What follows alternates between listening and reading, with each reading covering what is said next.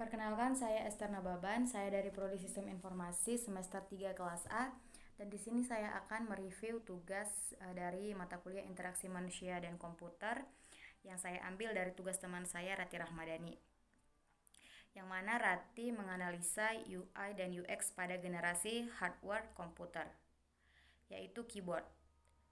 Menurut saya pada analisa UI dan UX pada keyboard di atas kurang lengkap, karena acuan pada analisa UI adalah keindahan desain dari keyboard yang mungkin kita ketahui sudah banyak dikeluarkannya berbagai macam bentuk keyboard yang menambah nilai estetika dari keyboard tersebut.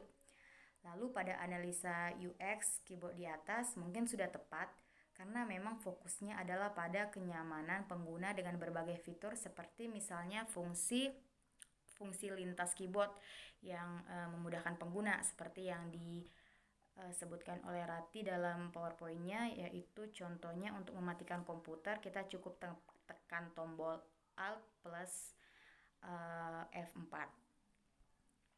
Lalu ada juga menganalisa UI dan UX pada sistem operasi yang diambil Rati, yaitu Windows. Tanpa adanya SO, pengguna tidak dapat menjalankan program aplikasi pada komputer, contohnya Windows. Dengan adanya Windows telah mempermudah pengguna untuk mengakses sebuah aplikasi, SO atau Windows, yang mana tampilan atau bentuknya mudah dipahami dan juga tata letak komponennya tersusun dengan rapi serta mudah dicari dalam bentuk menarik. Mungkin pada analisa UI dan UX pada Windows yang disebutkan atau yang dibuat oleh Rati memang sudah benar karena sistem operasi komputer itu memang memerlukan adanya Windows. Yang selanjutnya menganalisa UI dan UX pada generasi hardware smartphone. Yang diambil Rati adalah baterai, yang mana baterai merupakan komponen smartphone yang berfungsi sebagai tenaga, yang pada awalnya baterai bertipe removable adalah baterai ponsel yang tidak menyatu dengan bodi handphone, yang mana bentuk handphonenya besar dikarenakan baterainya dapat dilepas pasang. Oleh karena itu, para ahli membuat baterai HP non-removable adalah tipe baterai ponsel yang menyatu dengan bodi handphone, sehingga bodi dari handphone tersebut lebih kecil dan lebar.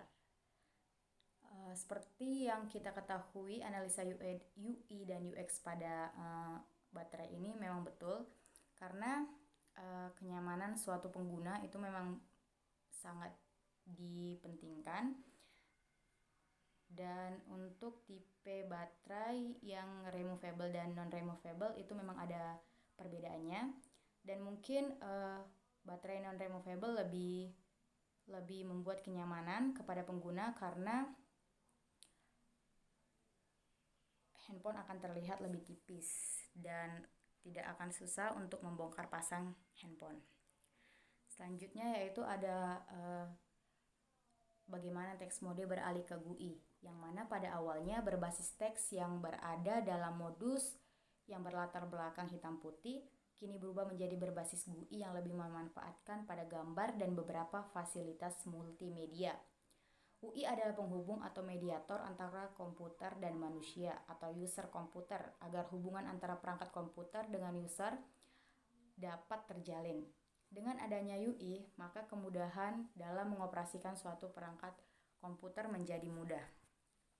Pada awal diciptakannya komputer dijalankan dengan menggunakan perintah yang diketik pada layar monitor menggunakan keyboard. Hal ini tentu saja tidak dipraktis atau kurang canggih, dan juga hanya orang-orang tertentu saja yang bisa mengoperasikannya. Oleh karena itu, para ahli berkeinginan untuk mengubahnya menjadi praktis. Akhirnya dikeluarkanlah GUI.